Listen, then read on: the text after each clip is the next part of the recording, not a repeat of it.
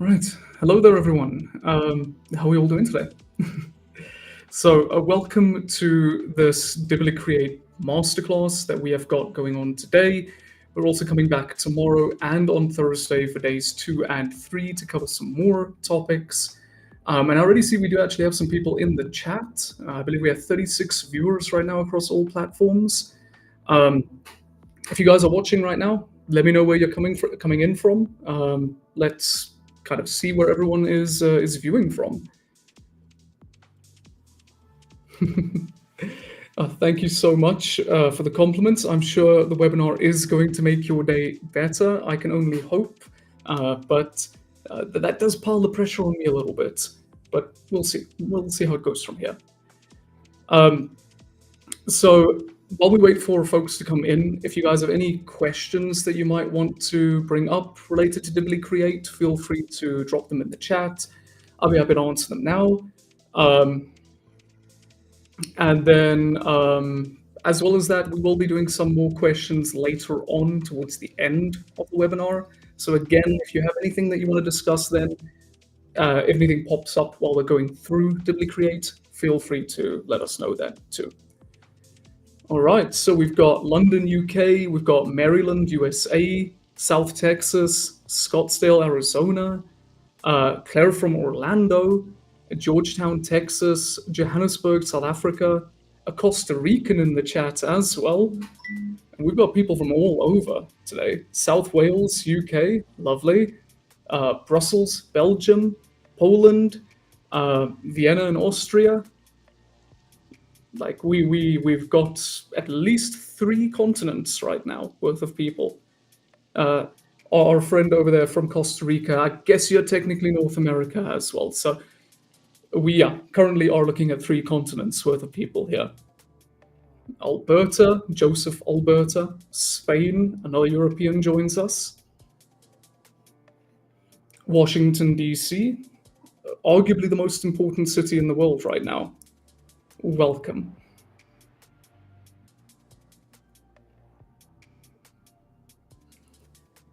All right. And remember, everyone, if you do have questions, feel free to drop them in the chat. We're going to give it another few minutes just before we hop into Dibbly Create itself.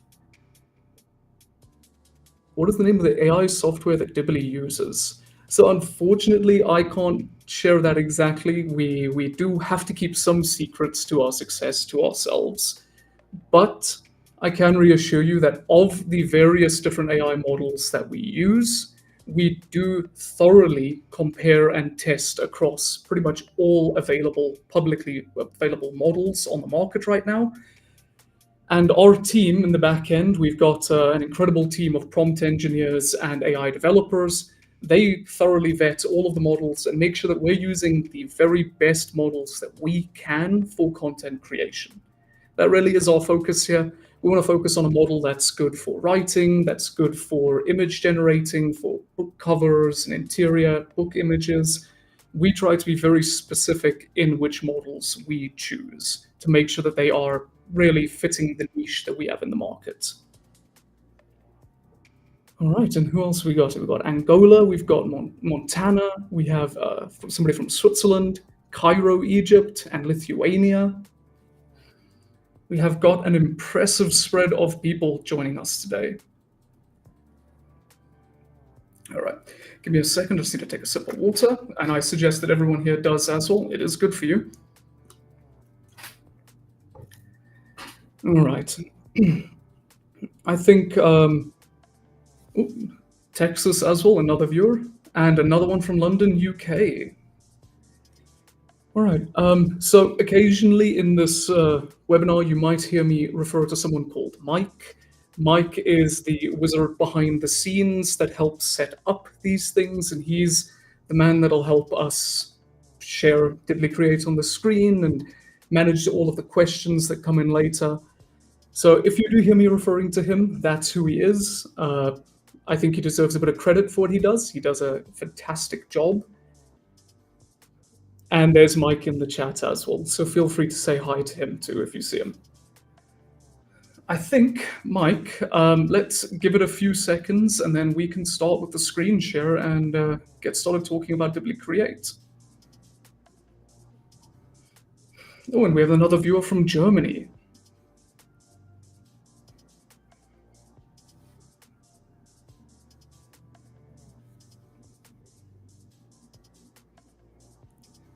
Okay. Whereabouts in Germany are you? If you don't mind sharing, of course.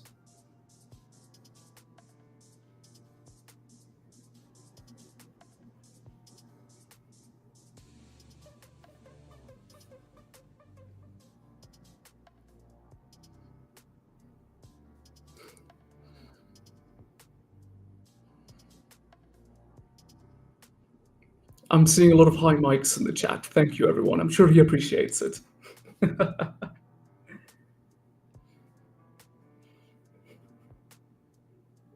He does. He has confirmed.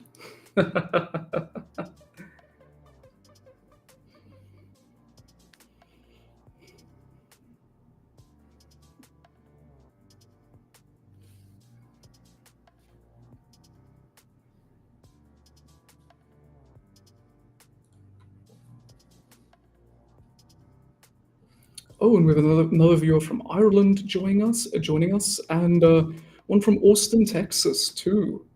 We've got quite a few Texans here in the chat today.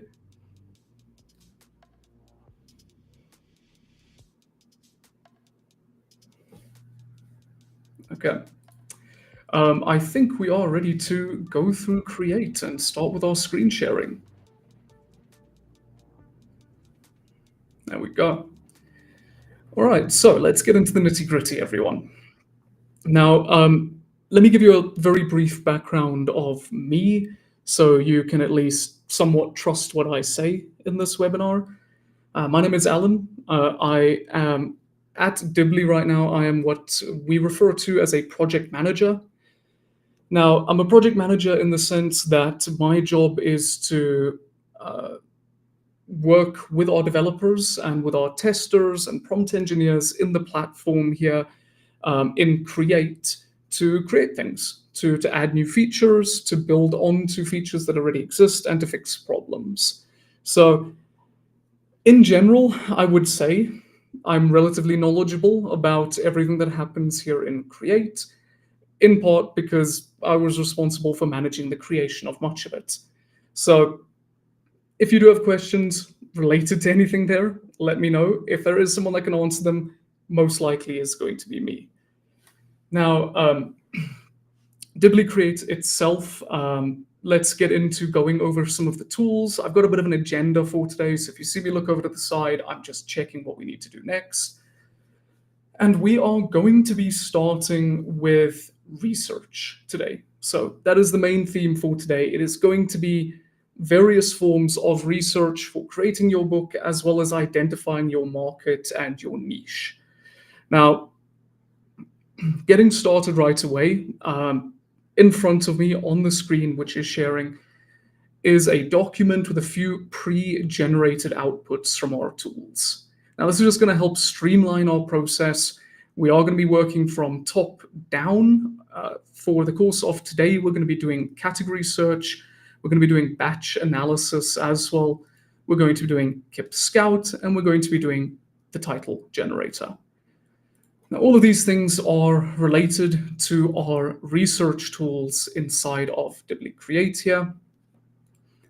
And to get started, we are going to go ahead and jump straight into the category search.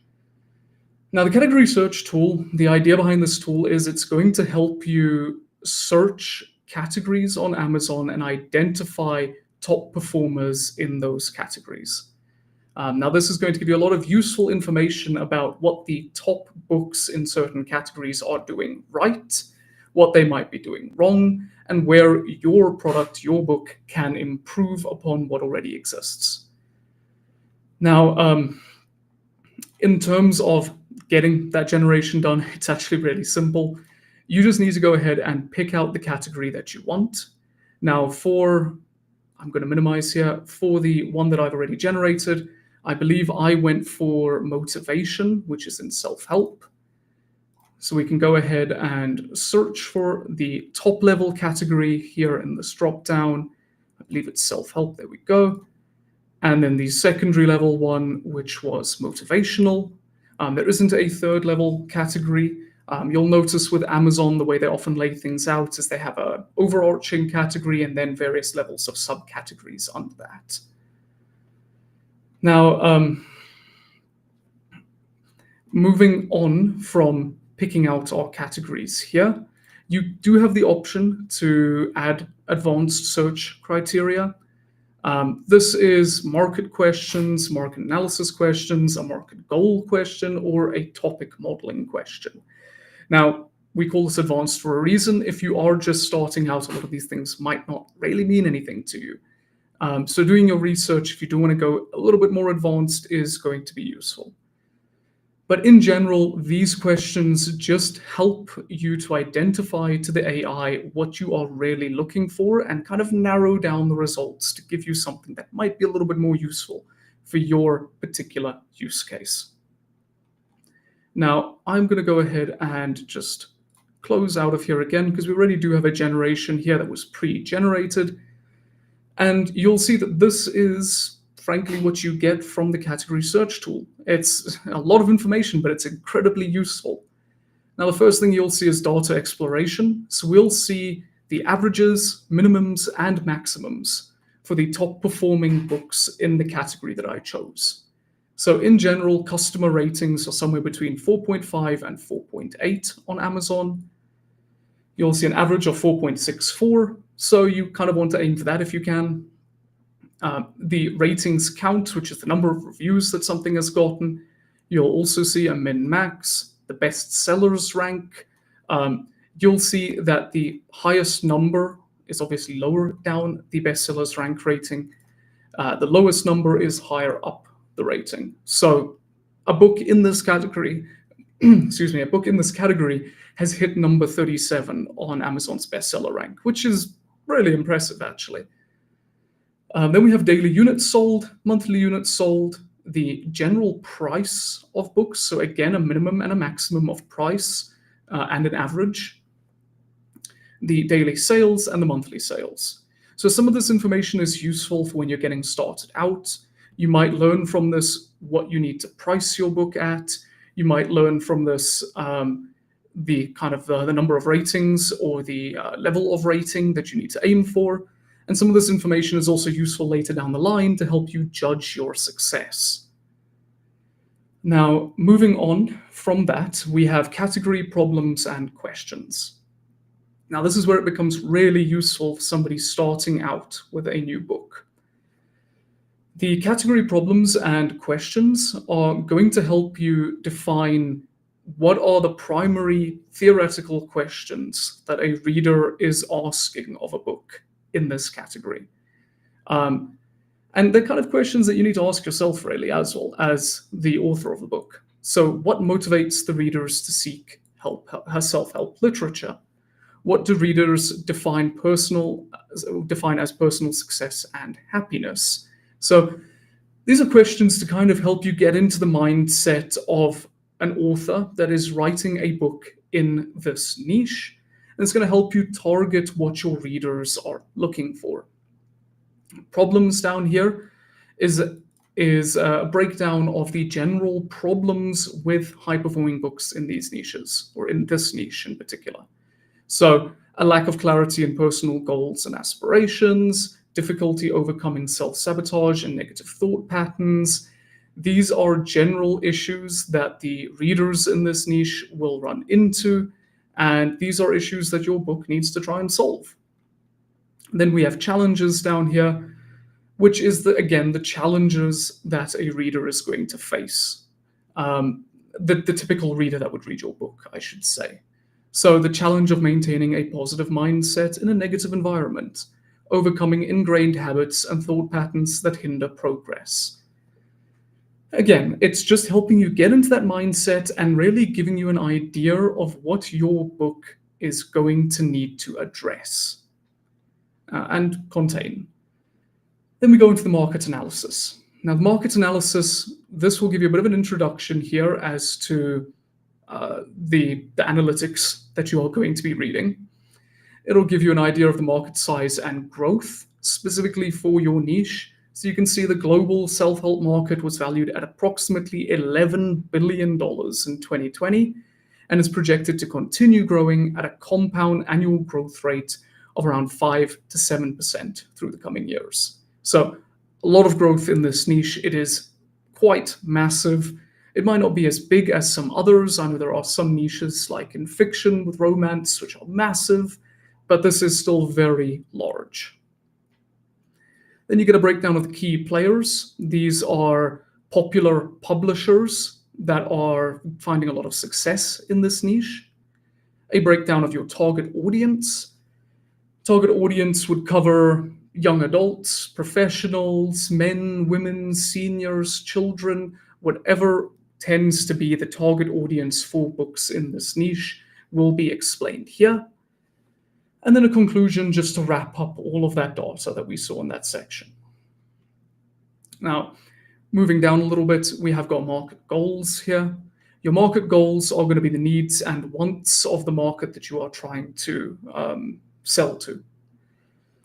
So in general, for self-help, you can see here it says personal growth and development, strategies for overcoming self-doubt, tools for improving mental resilience. I mean, these are perfect textbook examples of exactly why people read self-help or motivational books, specifically in this case. Then we have goals down here. These are the goals of the reader. So at the end of, well, when somebody has read your book and they've finished it cover to cover, these are the goals that they should be more comfortable in achieving. Oh, apologies, I just got a little notification on my phone. I forgot to set it to mute. That is terribly unprofessional of me. There we go. We won't be interrupted again. So we have our goals, we have our aspirations now. And again, aspirations similar to goals, but more long-term in general thought. Aspirations are going to be things that your book really needs to drive its readers towards as more of a long-term goal. So live a life of fulfillment and happiness, attain financial independence, inspire others through personal success. Now you might think, how can my book, a single book, really drive people towards these lofty goals? And of course, all of that isn't on you as the author. There are limitations to what your book can do. The importance of understanding these aspirations that your readers might have is that it allows you to allude to them in your book. When you are creating this book, you need to ensure that your readers kind of, they know that you're thinking of them. They know that you have aligned interests, that you're all working towards the same goal. That's what this really comes down to. Then we have category topics right at the end here, last thing. Now, the category topics are general topics that are found to be very popular in books in this niche and this sub-niche. These are going to help you really plan the direction of your book and decide what your main goals are going to be, your goals as an author. So again, you'll see here for motivation or motivational books, we're looking at personal development. We're looking at overcoming anxiety and self-doubt. We're looking at success and motivation, emotional and psychological well-being. These are all important topics that your book should be addressing. Not necessarily have to include them all, but there are things that you can work towards in your book and ensure that your book is covering the right topics that readers in this market are seeking. So that is a run through here of the category search. There's a lot of information here, but it all is fundamentally important to getting started on planning out your next book. You need to understand your market, not just the readers themselves, but how other authors are performing in this market. You need to have goals for yourself in terms of sales and expectations for your book. So you know if you want it to be a top performer in this market, it needs to hit certain criteria. And then on top of that, you need to have goals for yourself as an author, as somebody that is creating this book, to know that you are going to be catering to your readers effectively. And that is what this helps with. So yeah, do we have any questions specifically about the category search before we hop into the next section, which is batch analysis? While I wait to see if we have any questions, I'm just going to take a sip of water. Here we go.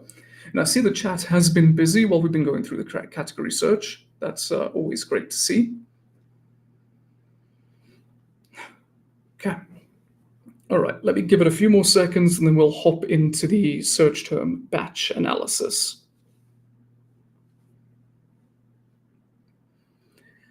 Okay, so moving into the search term batch analysis. Now, those are a lot of words and they don't necessarily allude too much as to what this does. In general, this is going to go to Amazon. It's going to extract it's going to go ahead and extract important details about a search term in Amazon, put them into a batch, or essentially a massive folder, and then analyze them and give them to us in a plain, easy to read medium, let me put it that way, just something that's plain and easy to read.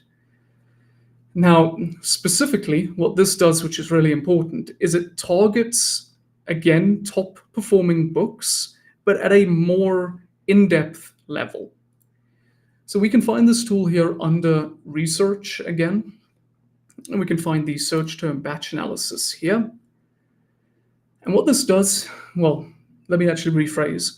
The way that this works is you go in and you will select the specific Amazon domain that you want to target. So there are a lot of different domains here. I'm not even sure what half of these countries are, in all honesty, but I do recognize some big ones. We have .co.uk, .de for Germany. We have .com, of course, .fr for France. There's Japan is in here, India is in here, Mexico, Canada, Brazil. There's a lot, Australia too, etc.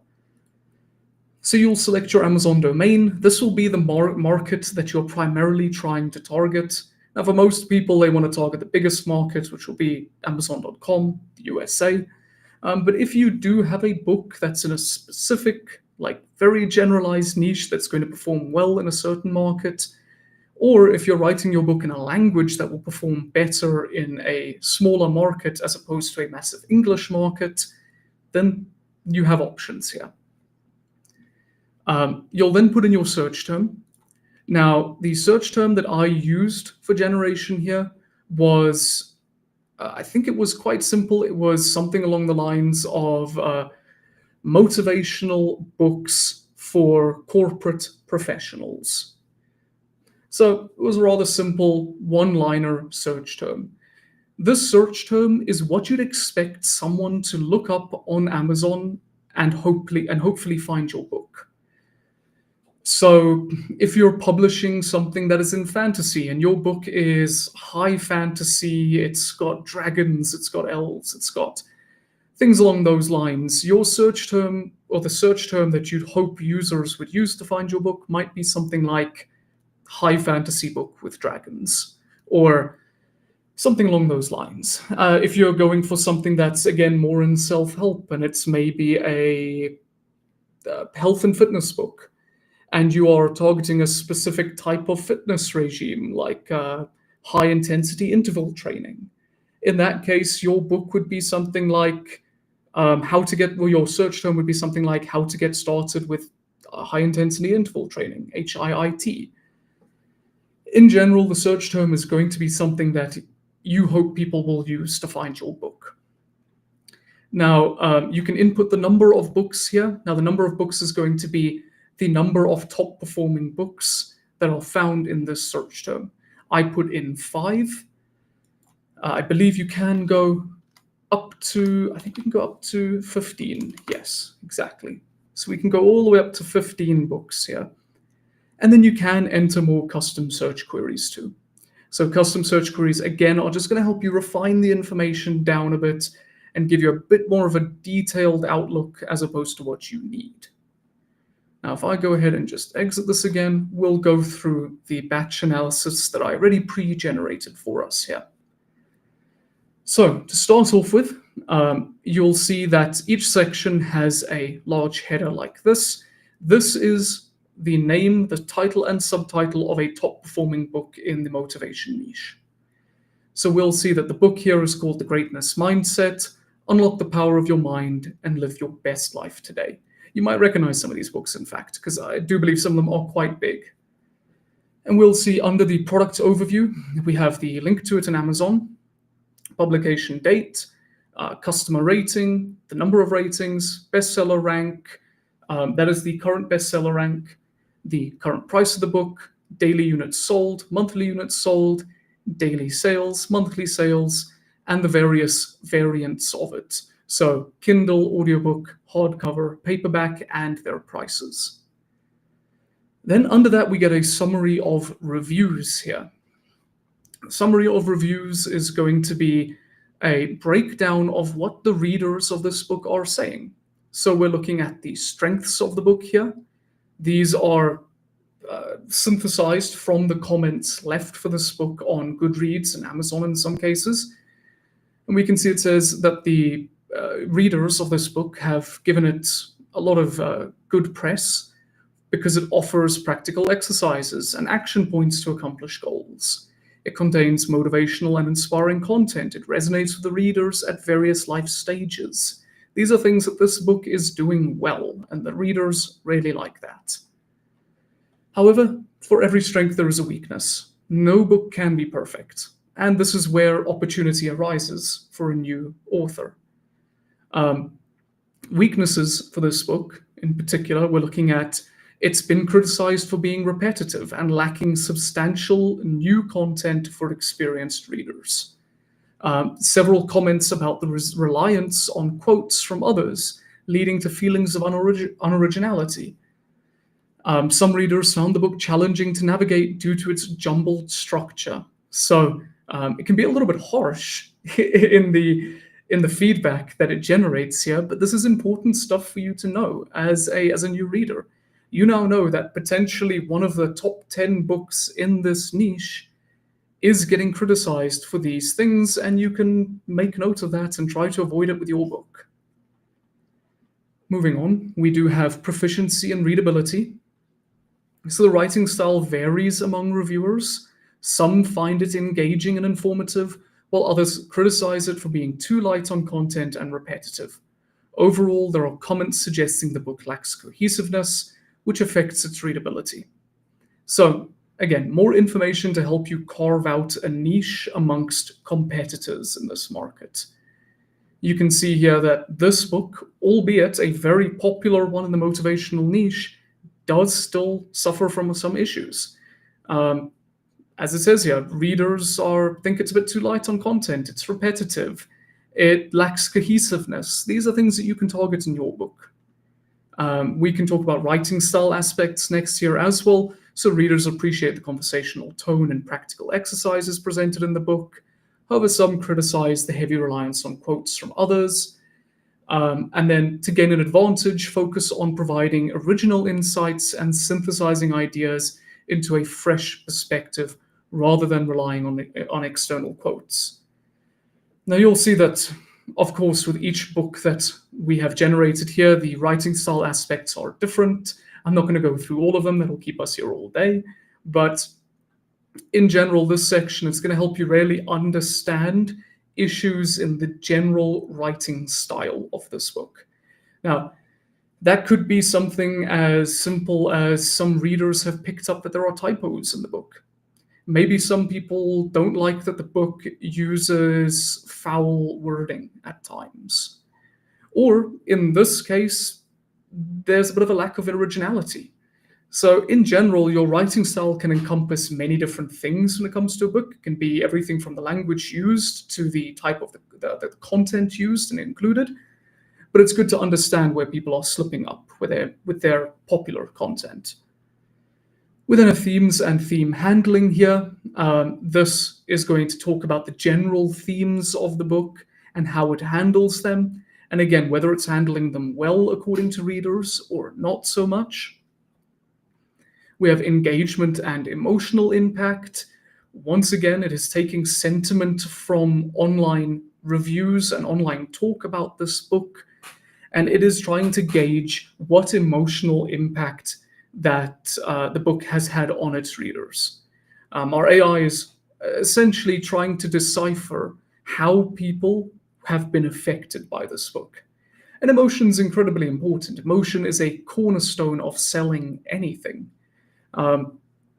There's plenty of examples of, think about charity drives. If you feel very strongly about a certain thing and you are, it drives an emotional response from you, you're more likely to buy something for a charity, or you're more likely to donate money. It's a very similar thing with marketing in general, that emotion drives sales.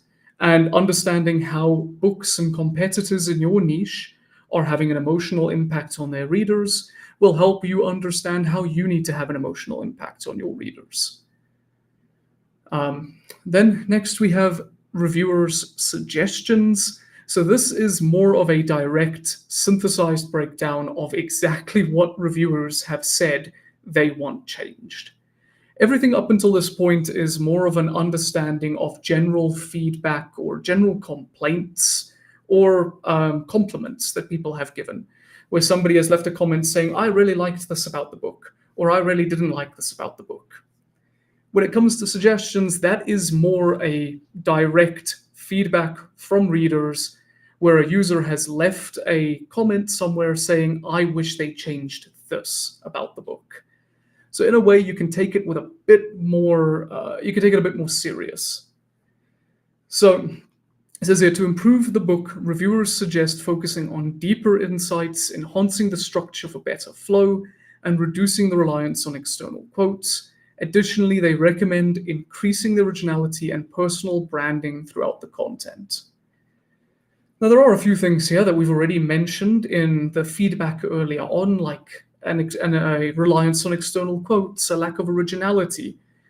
But now we at least know that this is coming directly from readers who have said, I want this changed. As well as that, there is a bit more depth to it in that it also mentions personal branding being a bit of a lack in this book. So the author themselves is not really putting themselves out there. They're not putting themselves into the book. There's not a lot of talk about the author. So that can be a bit disconnecting for readers. They want to know about you because they're reading about your book. They need to trust what you have to say. And then moving on, we do have topics and themes. Now we are almost at the bottom of this specific book batch analysis. So I'm going to go through this and then we'll hop into KIP Scout after. Now, topics and themes here. This is a quick overview of the general topics and themes this book is talking about in particular. So we can say the most discussed topics include personal development, mindset transformation, goal setting, resilience, fear of judgment, and clarity in purpose. So again, we now know that the readers of this book are looking to tackle these topics and themes, are looking for the book to tackle these topics and themes, I should say. Really, at the end of the day, all of the research that you do to create a new book comes down to understanding what your readers need and what your competitors are providing. If you can find a niche and if you can both provide what is already out there but put a unique spin on it or add a little bit of something extra that's unique, you're going to find success. And then down here we do have a keyword analysis. Now, keyword analysis, I know for a lot of people, SEO and keywords tend to be a bit mystical. It's a bit magical, you know? It's a difficult thing to understand. But in general, what it refers to and what it means to, especially in this case, is keywords are common terms that people will use to find something online. So when you're creating the title for your book, you are going to want to use keywords in creating that title. You're going to want to know what people are looking for, what people are searching, And if you know that and you can title your book accordingly, your book will show up when people search for popular keywords. Now, for this book in general, your short-tailed keywords, so 1 to 2 long keywords, are displayed here. It's things like mindset, goals, personal development, exercises, success. These are in the title of the book, they're in the subtitle of the book, but they're also in the book's description on Amazon. And these are common things used to describe the book in reviews online. So the people that are actually reading this book, they are the ones associating these terms with the book. Then we have long-tailed keywords. We could also use search term as another word for this. And long-tailed keywords are going to be more phrases that are associated with this book and with the content that this book falls under. So, overcoming self-doubts and fears, practical exercises for growth, personal development and mindset. You get the idea. All of this is important information for helping you not only write the book itself, but come up with a title for the book, come up with a book description, promote it online. Keywords are going to be used in your marketing online as well. If you're promoting your book on Facebook, on X, on TikTok, wherever, you want to make sure that the people searching on those platforms are going to be using keywords that you have in your marketing material. And then moving on, we have competitive edges. Now, this is the last section for this book. Competitive edges is incredibly important for your writing of this book, or your authoring of this book, I should say. Now, this is going to help us really understand where this book is losing readers, where people are not happy with the content. And this is where you're going to really start to understand the niches that you can add, or the niches that you can target to make your book differ from this one and other popular books in this niche. Now, competitive edge number 1 here. Include original insights and personal narratives that provide a unique perspective rather than just quotes from others. And so this ties into the lack of originality we saw mentioned earlier, the lack of personal branding.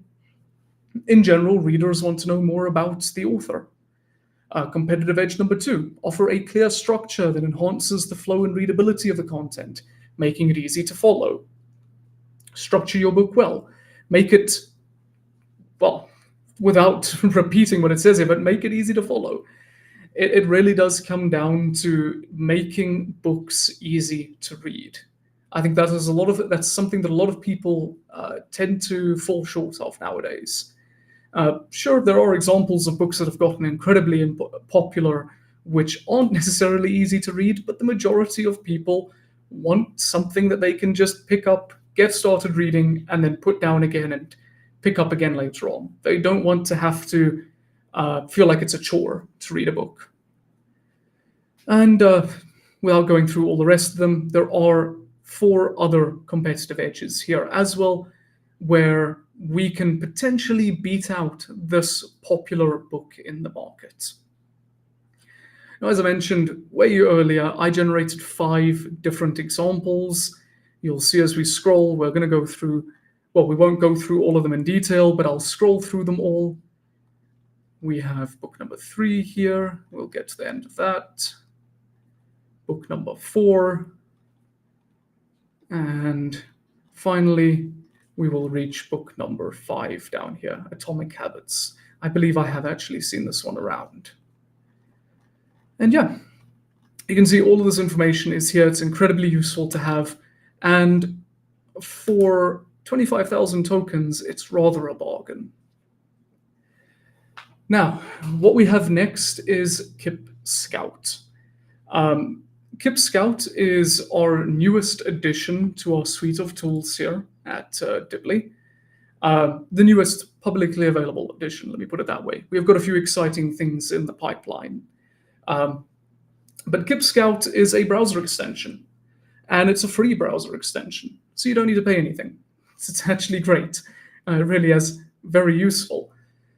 What it does is it helps you analyze Amazon and analyze books on Amazon to get an understanding, again, of what they're doing right, what they're doing wrong, and to help you pull some valuable information about your competitors out there. For those that are familiar with KD Spy, it is a competitor to that, let's say. Now I'm going to show you how it works. I'm going to switch over to an Amazon tab and go through the extension with you there. But as well as that, I can just quickly show you that we have exported some information from it to here, which I'll get to when I'm showing it, showing the extension to you in Amazon.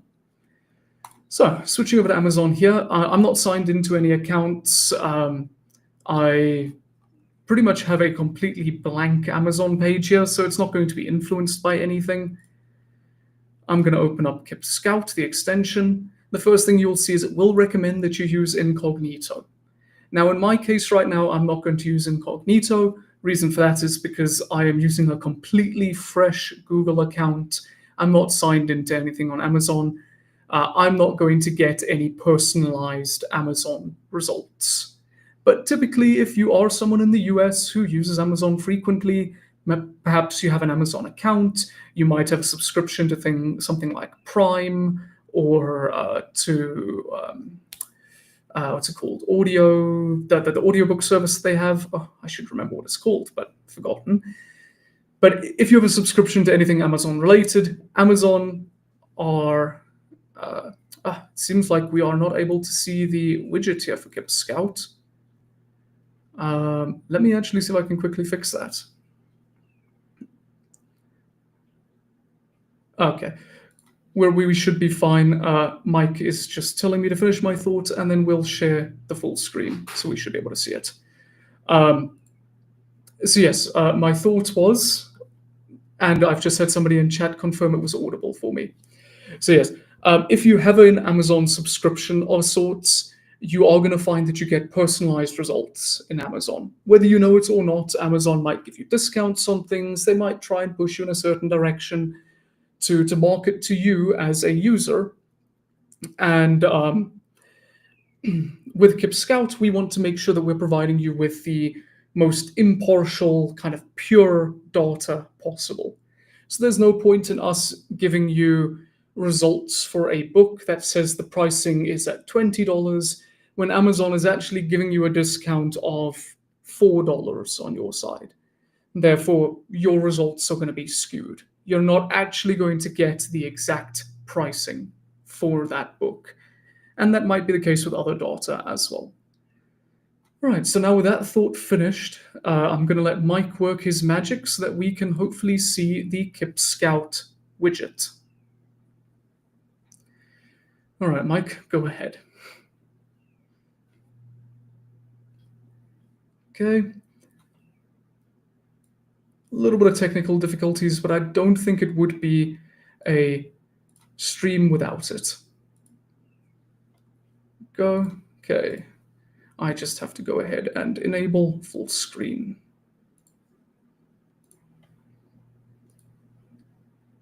And here we go. All right, there we go. Now, I'm hoping I should see it in the preview here. Yes, we see the KIP Scout widget. Now, I do see someone in chat mention how do you connect KIP Scout with Amazon. The beauty of KIP Scout is you don't really need to do anything on your side to connect it up. It is a in-browser extension that'll automatically take note of when you're on Amazon, and as soon as you open it, it is then live. It's ready for you to use.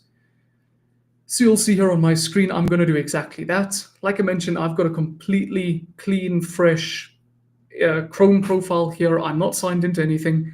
Quite literally 10 minutes before this live stream, I installed the KIP Scout extension to Chrome. So it is brand new for me. I'm going to go ahead and click Continue without incognito. And you'll see here that it is prompting us to go to Amazon, to either US, CA, or UK. We are going to be adding more domains in the future. And then we can try to search for a book or visit a book's page to get started. So I'm going to go something very general here. I'm going to go motivational books. I'm going to search that. And there we go. So Amazon has now given us results for the search term motivational books. If I open up KIP Scout and I just remove that, there we go, we'll see here that it is currently busy populating our results here. It's actually, what it's doing is it's kind of narrowing down the results based on criteria that I have set. And I'll get round to that shortly. Just want to show you what the end result here looks like. So we can see it's given us 45 results now. 45 results, an average sales rank of 95,310.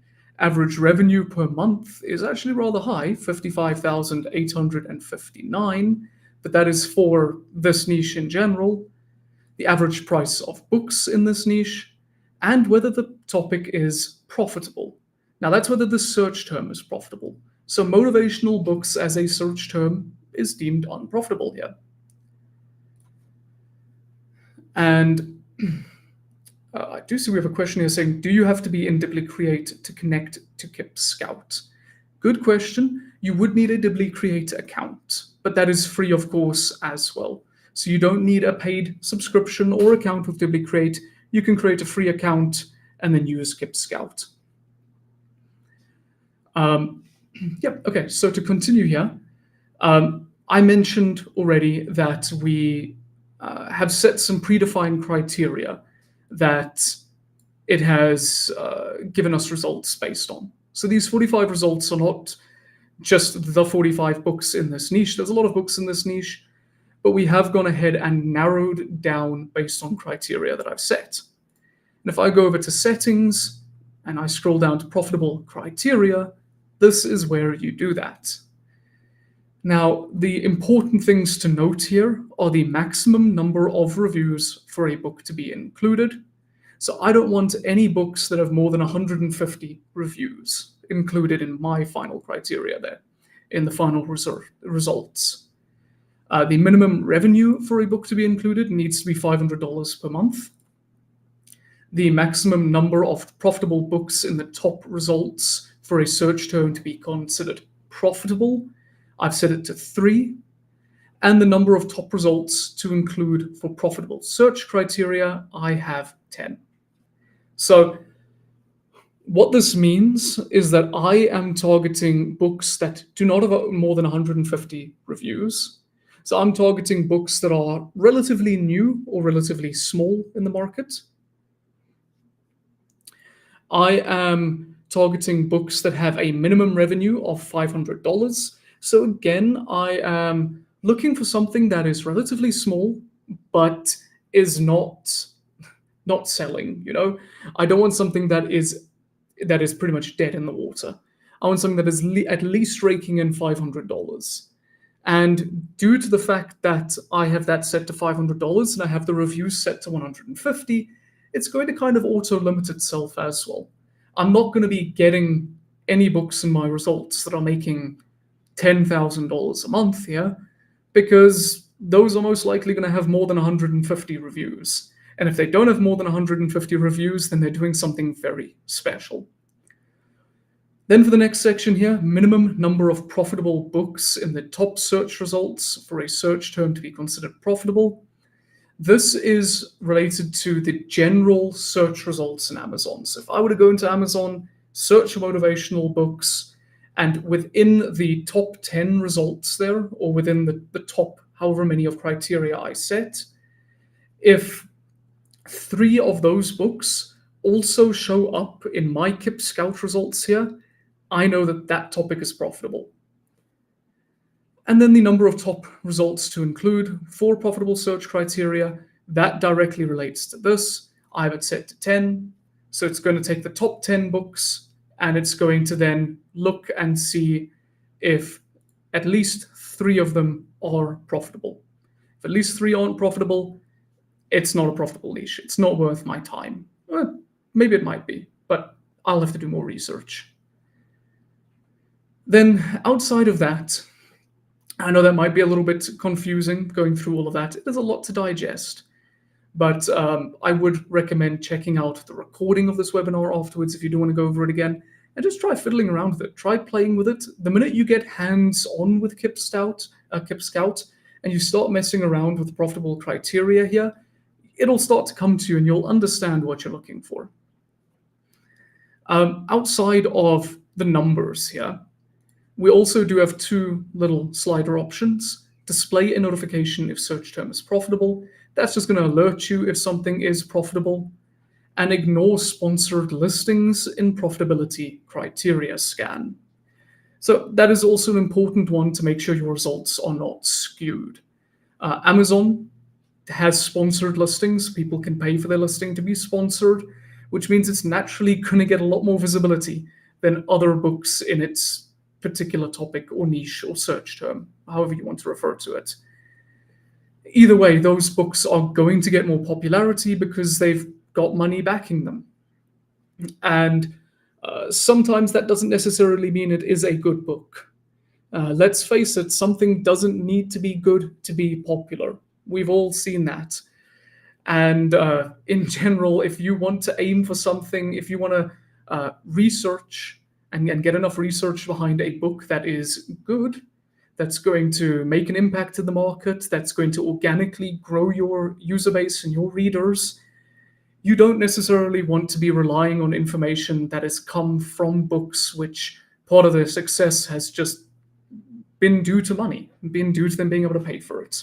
So a lot of the time people will want to exclude sponsored listings just so it doesn't skew that information. Then just going through the rest of the settings here, there is general. This is if you want to save your books to a project in Dibbly Create, you can do that here. So you can pick out the project, you can click save on it, and next time you save information from a book in KIP Scout, it'll save to a tab in that project, which is exactly what has happened here. So we have a note here titled KIP Scout with the book whose information I saved and all the info here. We'll go through that shortly though. Then outside of that, there is the prefix here. So I've just got it set to KIP Scout. When it saves in Create, the note that it saves to is going to say KIP Scout. You can choose whether you want it to be a note or a section that it saves to. You can show the product summary cards here on the product listing page. I'll show you that shortly. And you can show a warning when not using incognito or in private mode, which you saw when I initially opened up KIP Scout. Now, talking about the project summary cards here and this page, we haven't touched on this yet. Let's do that now. Going back to our initial search, we searched for motivational books here in Amazon. We got results here that matched the criteria that I put in, which is less than 150 reviews, but more than $500 a month in revenue. And we can see that none of the books here have matched that criteria. It looks like the closest one that has matched it is potentially this one here, which has got $335 a month in revenue and 53 reviews. So if I go ahead and click on this book, you can see a bit of information here about its page on Amazon. This means you don't need to close the extension, go to the book in Amazon, open up the page, find the information yourself. It's right here. You have the price of the book, the ASIN, the paperback, or the format, I should say, which in this case is paperback, the number of pages, bestsellers rank, estimated sales per month, estimated revenue per month. You have the option to save it to Create, which is exactly what I was talking about with saving it to a Create document. Or you can copy the link to the book here if you want to open it up in another tab. You can also export this information to a CSV if you want. So you can export it into a little spreadsheet document if you prefer to keep things offline. And going back to the results page here, you can also go ahead and click that little button on the side, and that will also save this book's information to the Create project that you have specified. So really simple UI, very easy to use. Of course, you can filter and you can search here. You can go ahead and just sort your results by whatever you want. If sales per month is particularly important to you, you can go ahead and set that. And then we can actually see, let me find it again, we can see here that some of the results are shaded green. Now, them being shaded green means that they actually do fall within profitable criteria for us. So these books are at least deemed to be profitable in some way. So it's not enough for us to deem the whole niche profitable. If I were to go ahead and change my settings, I could lower the results a little bit and make it so that this is deemed profitable for me. But we at least know that these books in particular are profitable in this niche. These ones are massive. They are sitting at a revenue per month of 80,000 right now, but with very little reviews. Now, that could be for whatever reason. It could be that the book is brand new and it's just had an amazing month. That is actually most likely what has happened, that this is a brand new book and it's had an amazing first or second month. It might not have a lot of reviews, but it is making sales. The other most likely option is that this is a book that is currently on pre-order. So the reviews that you are seeing here are from select beta readers. Maybe those are early editions that have been sent to critics who have left a review, but the book is making a lot of money in pre-order sales right now. So that is something to keep in mind here. Keep an eye out for what might be on pre-order right now. Then moving away from this page, I do want to point out another pretty useful page, and that's the search query auto completions. Now, the idea behind this page, and I'm going to have it stop finding in the meantime while I explain, is it will take the search query that you put into Amazon. So in my case, motivational books. And it's going to look at what other people have searched similar to that query. It's going to look how Amazon would autocomplete that search term. So a great example here is motivational books for men. I typed in motivational books. One of the top autocomplete suggestions was for men. Now I can check by clicking run check here if that specific search term is actually going to be more profitable than just motivational books. So again, it's going to use the same criteria that I have set for motivational books, but in this case, it is going to narrow it down to another specific search term similar to mine and tell me if that might be profitable. And this is very useful, especially when you get into big book genres like romance or fantasy or finance, for example, where there are a lot of different things that people might be searching for. Let's take romance as an example. People might search for cozy romance on Amazon. That is a trend that is really picking up in spaces like TikTok, big with young readers right now. So they might search for cozy romance. And you might find that in your searches here, it's not really a good niche for you to move into. Maybe it's too saturated. It's not going to be profitable for you. But something similar like cozy romantic comedies, that might be profitable for you. So then you know that you can make a small pivot in the direction of your book into something that is still in line with the overarching general idea, but is going to be a more profitable sub-niche to target. And that's where this comes in handy. Now, again, I do need to point out to everyone, this is free. KIP Scout is completely free. No costs. All we ask is that if you do download it and you enjoy it, leave us a comment. If you download it and you don't enjoy it, still leave us a comment, because we want to make this as good a tool as possible. In fact, I was chatting with one of our developers just this morning about some improvements that we're going to be bringing to this based on feedback that we've got from users. We've got 2 improvements that are currently in testing already, so they should be with us in the next few days. So we are actively looking to build upon this tool, make it the go-to free option for people looking to get started in publishing.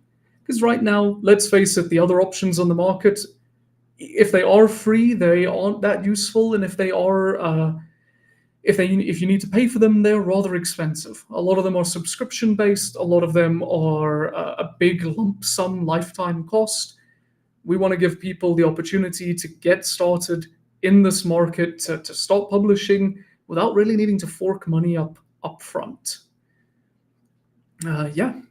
So outside of that, just looking at this UI, just to quickly wrap up here with KIP Scout, there are a few other little buttons I'll just quickly explain. There's a button here for Dibbly Create. There's one for our Dibbly platform. It was previously known as the Urban Writers. Many of you may be familiar with it from those days. We are rebranding it to Dibbly, but that is the same old platform that everyone knows and loves. There's, of course, a close button. There is a button down here for the free ebook, Publish a Book with AI. This was a book created by our CEO, Marco Mutinho, who, in all honesty, he's a bit of a whiz with everything. The man is an incredibly talented developer. He's a great CEO, and he is a very experienced publisher as well. So he has gone ahead and written a free book for everyone to go ahead and read and use and gain knowledge from, that'll take you through all of the steps to getting a book published using AI as your little friendly, helpful assistant along the way. Michael has gone ahead and posted a link for that in the chat, so feel free to hop over there, open it up in another tab while you're watching this, but do check it out. It is worth your time. Then outside of that, there is leave a review. We wouldn't be a good Chrome extension if at some point we didn't ask you for a review. I know it can get annoying at times seeing that everywhere, but unfortunately that is the way of the world. So again, if you do like it, let us know. If you don't, let us know as well. Then we do have the settings down here again. And then lastly, we have the little profile pop out where you can see you'll be linked to your Dibbly Create account. You'll be linked to leave a review, send feedback, the help center here, which will lead you to our help center in Dibbly Create, or you can log out all from here. So you can also manage a bit of your stuff in Dibbly Create from KIP Scout. All right, lovely. So that is KIP Scout. We'll address any questions related to this at the end of the webinar. So if you do have anything, feel free to pop it in chat right now. Michael is trawling through chat. He's keeping an eye on it. Any questions you post, he is going to go ahead and send my way at the end so I can go through them. So feel free to post them whenever something comes to mind. Now, let me quickly have a look at my notes and see what we need to quickly go over to wrap up this webinar. Yes, the title generator. How could I forget the title generator? Now, title generator is a fundamental, well, title generation and title creation is a fundamental part of getting your book started. As I kind of touched on earlier, keywords are really important here. You've got to understand where your users are going to be looking for your book. And the title is the kind of the biggest part of that. They often say, don't judge a book by its cover, but people will judge a book by its cover and they will judge a book by its title. It really is that simple. People are hesitant to spend money on something if they're not sure it's going to have what they need. And that's especially true if you're looking at non-fiction. With fiction, rules can differ a little bit. Things can be a bit different in fiction. People tend to be a little bit more trusting and a little bit more creative with the titling of books. But in non-fiction, the reason why, in general, a motivational book is going to be called Motivation for Men, the A to Z's of motivation, the reason why it might have a relatively generic sounding title like that is because that's what people are looking for. Now, looking at our title generator tool here in Create, if we go over to research, why am I going over to research? We've been going over to research all day. It's actually under title generator here.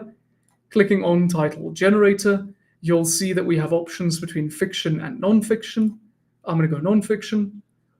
We have a book description that you can put in here. Now, this doesn't necessarily mean a full book description. This doesn't mean you have to have a full copywritten, keyword-heavy book description. This is more just an overview of what your book is. What does it do? What does it talk about?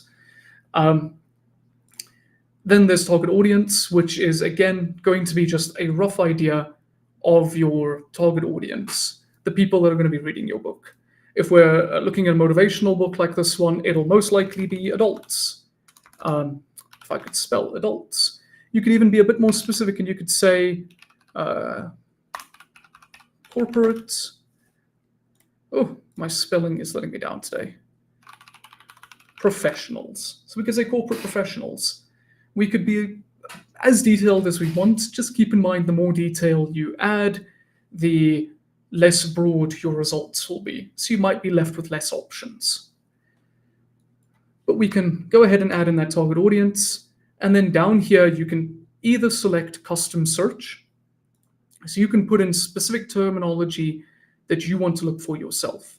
So this will be search terms, similar to what we discovered in the in-depth book analysis, or the search term batch analysis tool, actually, where we could search for a term like motivational books for men. And it's going to go ahead and trawl through all of the top books that come up when you search for that term on Amazon. And it's going to help give you an idea of the keywords they're using. It's going to give you an idea of the keywords they're using in the description, in the book itself. Again, an understanding of what is really driving the SEO of this book. And then it's going to give you an output with suggestions. Now, we'll go through those suggestions shortly, but I just want to point out you can also, outside of the custom search, you can select category. 1 second, water break. There we go. And the category is going to be kind of the same category that we used earlier for the category search. It'll be where your book is going to be sold on Amazon. And again, it's going to go through the top books in that niche, in that category, and it's going to do an analysis of their keywords and give you suggestions for a title. So closing that, we can see the output that's already been generated here. Only cost us 12,000 tokens, and we can see the top related keywords for the search term or the category that I used. In this case, I used a category.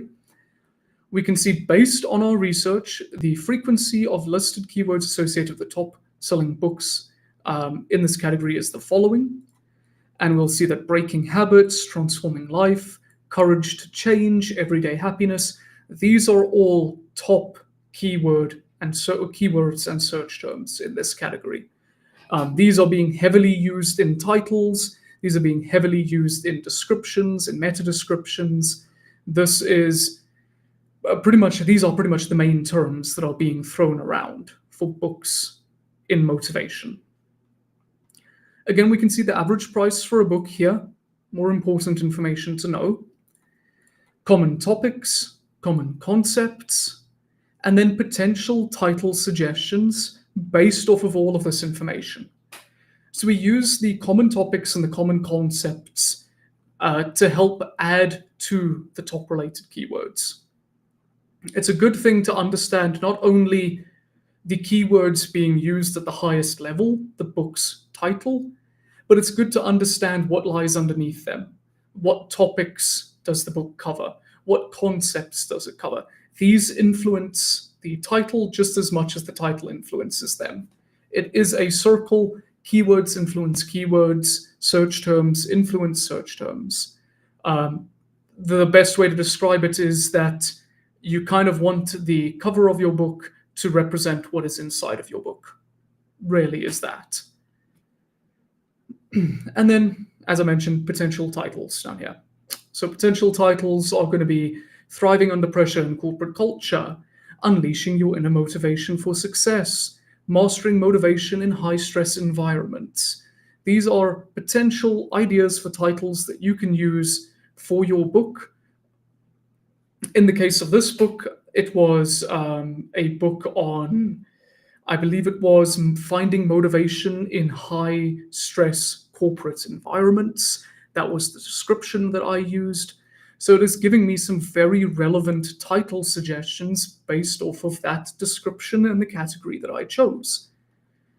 There's quite a lot of them here. And then there's our potential subtitles too. So a subtitle is just as important as a title, especially in nonfiction. You kind of want to hit them with a 1-2 punch when a reader is trying to, at surface value, understand what your book is. So let's take a few of these and combine them. So let's say the art of staying motivated as at work as the main title. We'll follow that up with strategies to excess in stressful jobs. So right there, we are tackling some of the main keywords that are being thrown around in this niche. It is staying motivated, motivated at work, at work. These are all very useful little key terms. Those three in particular are used heavily in titles for this niche. And then strategies to excel at stressful jobs is another mishmash of popular keywords there. Strategies to excel, that itself is a keyword or a search term that you want to target. Excel in stressful jobs is a search term you want to target. Stressful jobs itself is a keyword in motivation in this category. People working in this category who need professional motivation typically are rather stressed. So it's good to have a combination of title and subtitle that are going to cover as much ground as possible with keywords, but still sound catchy, still sound good. You don't want to just be a word salad of buzzwords. Yeah, okay. So that is title generator covered. That is, with title generator covered, pretty much everything that we were planning to cover today. In tomorrow's webinar, what we're going to do is we're going to cover a few other topics, kind of the next steps that you're going to want to take after you are done researching. Now, that includes things like AI-assisted book writing, book creation. Primarily, we're going to cover outlining, content writing, and formatting. So keep your eyes peeled for that. I hope to see all of you there tomorrow. Bring some friends as well. We want this to be a party. We want as many people in here as possible. So send it to your friends, send it to your mother, send it to your children, send it to everyone, get them all here.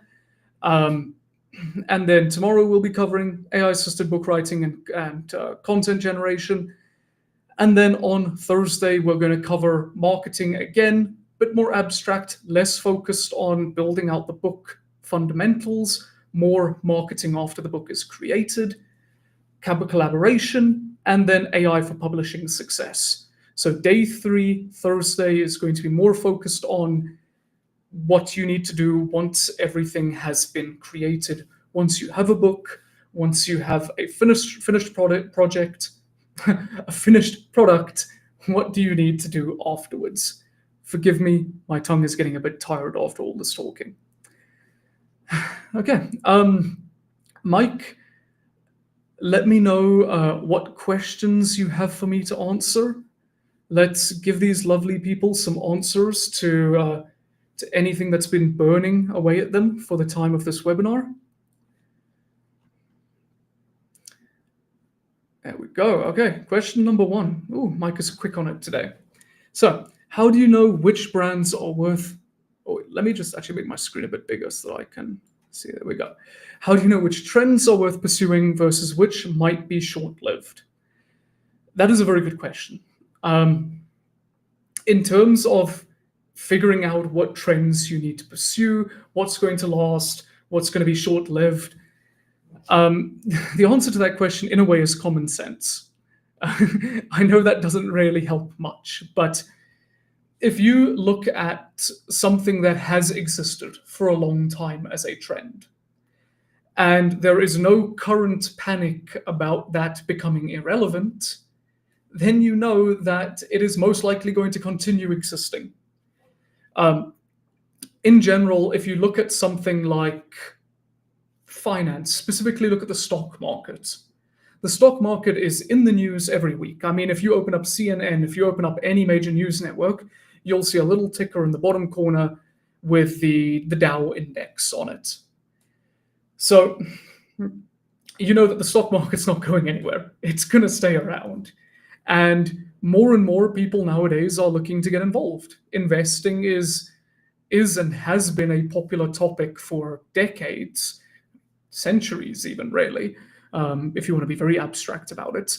But investments is always going to be popular. A topic that might be more short-lived could be something, and this goes back to what I mentioned about there being any panic, could be something like NFTs. NFTs were massive for a short period of time, but there's been a lot of uncertainty around the future of NFTs recently. Of course, there are still people that swear by it, and there are people that will champion it till the end, and the end may never come. We don't know. But when you're looking at something that is short term versus long term, you want to look at stability over a period of time. In the case of NFTs, it was very big for a short period of time. It's not as big now, it's downtrending. In general, that is something that would be more short term, more short lived. It might not be a topic you want to hop onto now because it might not be something that's relevant in a year or 2 or 3. The stock market, on the other hand, is going to stay relevant because it's the stock market. So hopefully that answers your question. All right, Mike, let me know what you've got next.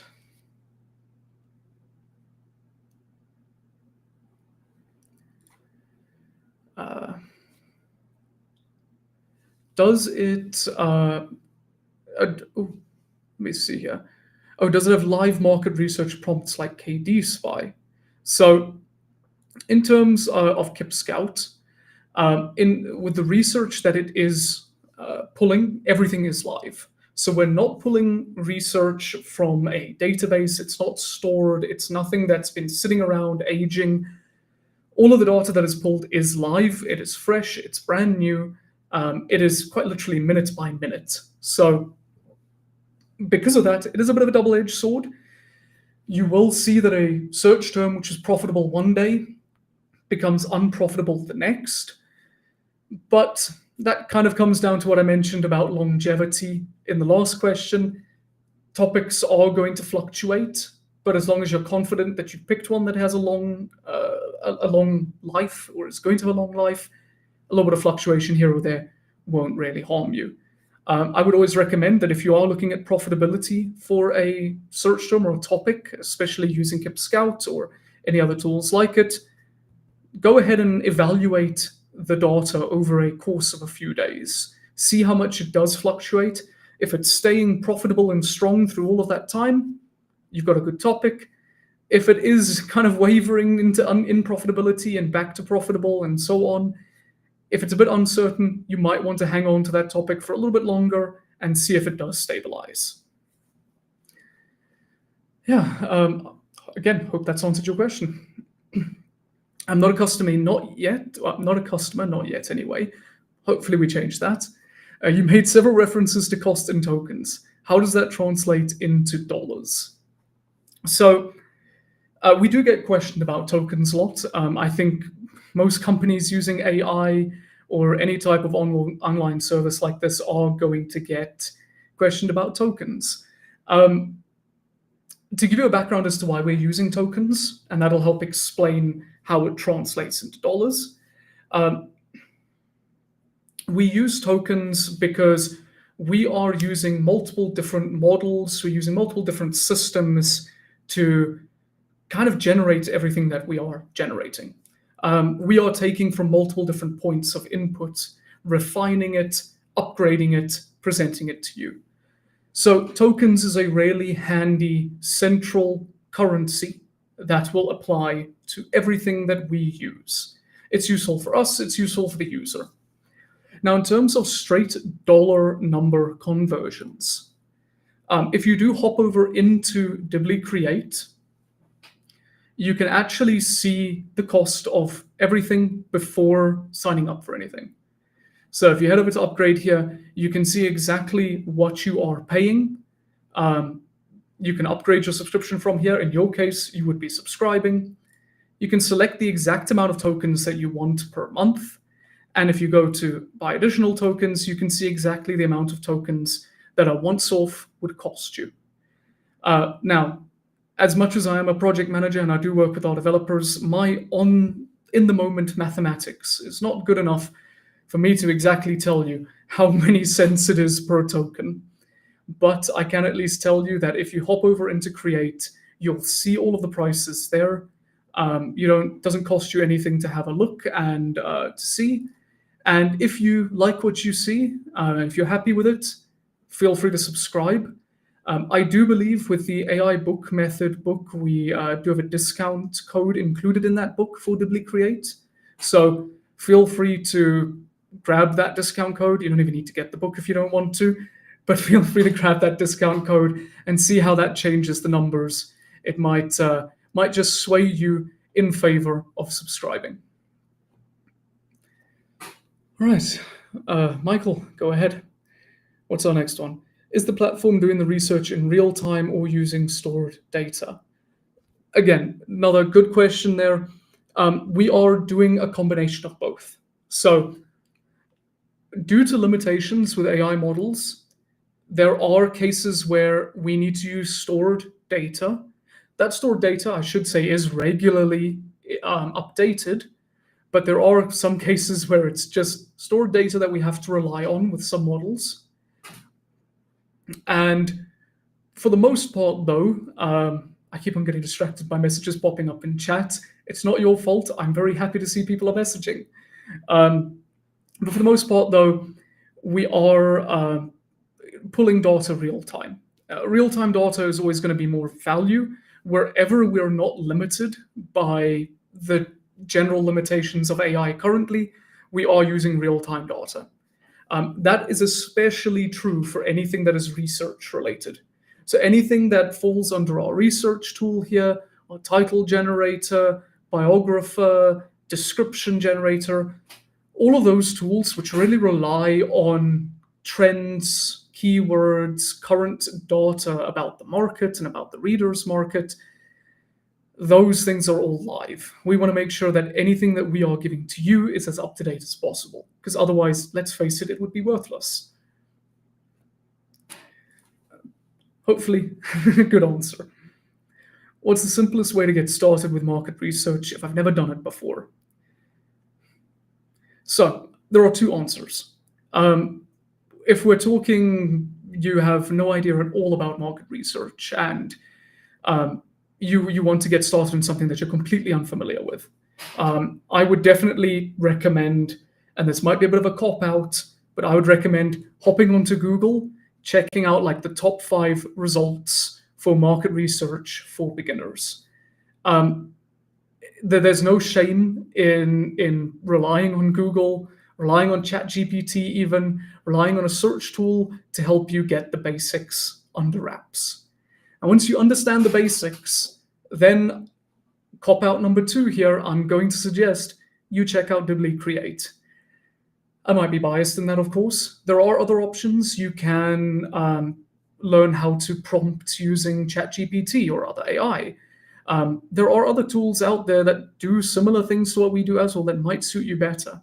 But from my experience and from someone that's looked at what's out there and worked with a team of developers to build something better than that, I can say with confidence that Dibbly Create is going to give you everything you need as a beginner to get started doing market research, researching your book, understanding your audience, and building out a really solid framework to generate content. Okay, next question, Mike.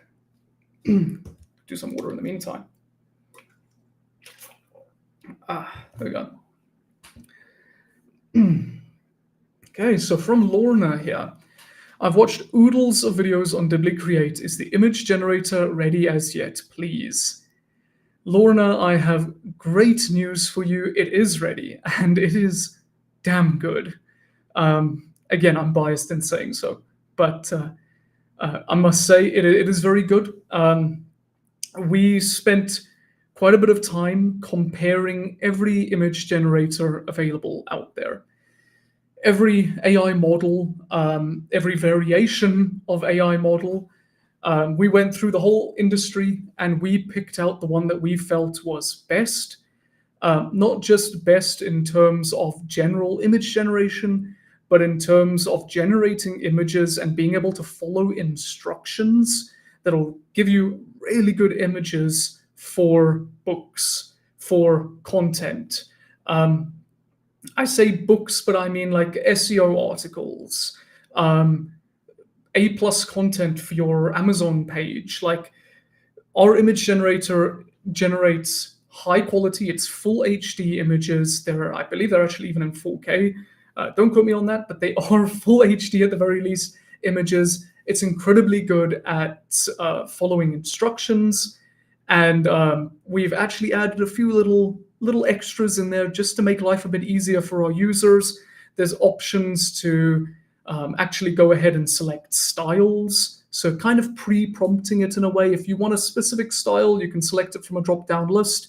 You can add some more context yourself. You can even click a little button to enhance and have KIP, our AI assistant, help you draft up a really good description of what you want to make an image of. So I will say this though, we are going to be covering the image generator, I believe, on Thursday. Let me quickly check Thursday's agenda. Yes, the image generator is being covered on Thursday's agenda. So if you are particularly interested in that, feel free to join us for that webinar. I'll be going into detail on it there, and I'll kind of be giving some examples of what it's generating. All right, Mike, take us on to the next one. Oh, and again, thank you, Lorna. I always appreciate an opportunity to talk about our image generator. I'm very excited about it. Okay, another question here. What is the most important information I can get from research? Subjective. Let me start by saying that it is a bit subjective. It really depends on what you value. A lot of people will value and have confidence in their ability to make a good choice when it comes to a topic. Or they'll have a lot of confidence in the topic that they pick. A perfect example of that is if you are a doctor, you're most likely going to be more inclined and more confident writing a book in a medical field or on a medical topic. So when you're doing research for your book, maybe you don't need to really look into that too much. You know what you want to talk about, you know? On the other hand, you might find that market research is something that you have a bit of a gray area or a blind spot in your knowledge. So subjectively, the most important research really comes down to what you are not confident in. If you're not confident in your knowledge of keywords, well, then I'd say that's most important. You need to know and be confident and be fully behind what you are going to be relying on to sell your book. Similarly, if it's the topic of your book, you're not confident, then that is going to be the most important research for you at that point in time. You need to know what you're going to be writing about. You need to do your research on that topic. If you don't have an understanding of that topic, then you're going to struggle being able to discern what is good and what is bad, what's good writing, what's bad writing. So it is subjective. It's a bit of a wishy-washy answer from me, but really it just comes down to your personal confidence and what you feel you are not confident in. All right, Michael, I believe we have one more question. Okay, last question from Jason Cambria. Does the image generator require you to spend tokens for image generation? So yes, it does, but we do have options to help you manage the amount of tokens that you're spending. So in the image generator, and I'll give a little bit of a sneak peek for Thursday's webinar. I really shouldn't, but I'm going to. In the image generator, you have got the option to select the number of images that you want to generate from a prompt. So less costs less, more costs more. Thank you, Michael, for pulling it back up on screen. I almost forgot that I wasn't screen sharing anymore. So here, yes, in the image generator, less images costs you less, more images costs you more. So straightforward math there. However, there is another option. So we do have two versions of our image generator. We have this one, which is the tool here in the KIP Generate Tools menu. That one is going to give you very high resolution images, and it's got more options to help you select the style, the aspect ratio, etc. However, if you just need a quick image generated and you're not going for something super precise, super exact, you can open up Chat KIP here, and you can just ask KIP to generate something for you. A picture of a cat in a hat. And KIP can actually go ahead and generate something for you right here in the chat. Now, the reason why I distinguish between this and the tool itself is that this is only going to be a standard definition image. It's going to be in a square aspect ratio, and it is going to be slightly lower, standard definition is slightly lower quality, and in general, you don't have the option to just pick a kind of prompted style for this. So you'd need to be more exact in the way that you prompt it. So you can still get really good content out of this, and it can be cheaper than the image generator tool, but it is going to just take a little bit more work on your side to get it prompted the way you like, and you are going to have to take a hit in terms of it being standard definition. So feel free to do with that information what you will, but there are two options, and they are going to be cheaper on one hand, but slightly less user-friendly, and more expensive on the other hand, but more user-friendly, more intuitive. In terms of expense, though, for the image generator, it is not that expensive in terms of tokens. Actually, it's not shown here, but if I remember correctly, we're looking at about per image for the image generator tool, you're looking at anywhere from 5,000 to 7,000 tokens. So it's not a lot of tokens to generate. And given the quality of output and the options that you have to generate something exactly according to your needs, you shouldn't need a lot of generations to get what you're looking for. All right, Mike says he actually has one more good question here. Feel free to pull it up, Mike. Is the title generator guaranteed to not produce a title that is used by another book on Amazon? Okay, now that is a very good question there. Now, that is a very hard thing for us to guarantee. The issue there comes in that while we are pulling live data from Amazon to put together these suggested titles based on keywords, that data being live, the minute it hits your computer, it is now out of date. Now, I'm not saying that there is a person every second somewhere in the globe uploading a book in your niche, but it does mean that you do need to do some due diligence.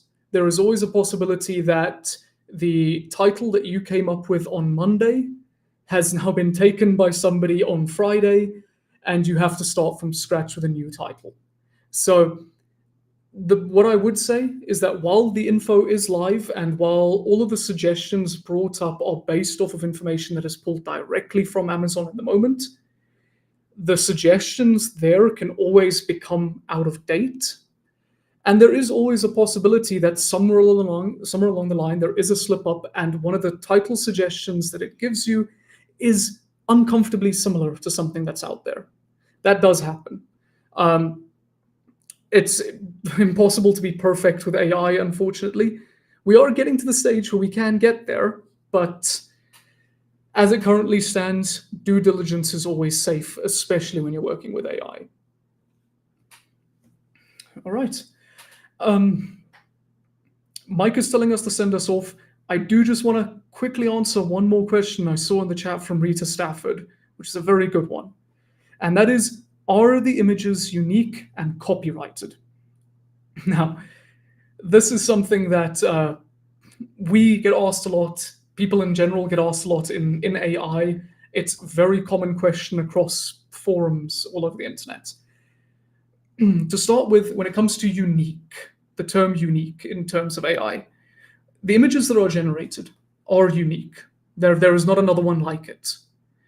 A lot of people might argue that because AI takes inspiration from existing source material and uses that to train itself and teach itself, that uniqueness is difficult to define with AI.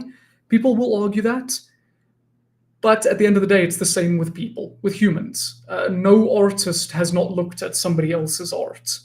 No musician has not listened to music from another musician. That is how inspiration works. So with AI image generation, inspiration is there. It is going to look at stuff that is existing to make something new. So uniqueness, I would say it is unique, but that is up for you to decide. In terms of copyright, now this is where it gets tricky, because this is based on where you are in the world. If you're in California, you might have different copyright laws pertaining to AI than you might have in New York. They might be different than Texas. That might be different to the UK. That might be different to Japan. AI in general is such a new thing for governments of the world. While the tech industry is moving at a lightning pace, and a lot of us in this chat are moving at that pace as well, governments take time to catch up. So copyright with AI can be something you need to research on your own based on where you live. However, what we can say is we have explicit agreements with the models that we use, that all content generated by our end users belongs to them. So anything that you generate using one of our models here, it is yours. It is not going to be used by that model to train it. It's not going to be used by us for anything, to train anything, promotion, whatever. It's not used by us. It belongs to you and only you. So in that sense, in terms of the ownership of it and by de facto, the copyright, it belongs to you. It is classified as something that you created. Now, like I said, there can be some differences based on jurisdiction, but at the very least on our side, we can tell you with agreement from the creators of the AI models that we use, that we acknowledge that everything that you make belongs to you. And that is usually good enough when you need to get a copyright done. All right, I think we can wrap it off there. Again, I'm just going to remind everyone again, we do have a webinar tomorrow, same time. We have a webinar on Thursday, also the same time. Tomorrow, we're going to be going over content generation, outline, content writer, outlining the content writer, and formatting. And then on Thursday, we'll be going over some more after you've produced a book, the topics that you need to cover there, like post research, publishing research, things like book descriptions, things like getting your Amazon page ready, etc. So we'll be covering those topics on Thursday. Feel free to join us then. I've now settled in to hosting a webinar again. I haven't done it in a few years. So I'm going to be in my groove tomorrow, even more so on Thursday. And hopefully it's going to be a fun time. And hopefully everyone learned something. All right. Well, I can say that's it from me and Mike today. Thank you, everyone, for joining us. I really appreciate it. I hope to see you tomorrow. And otherwise, enjoy the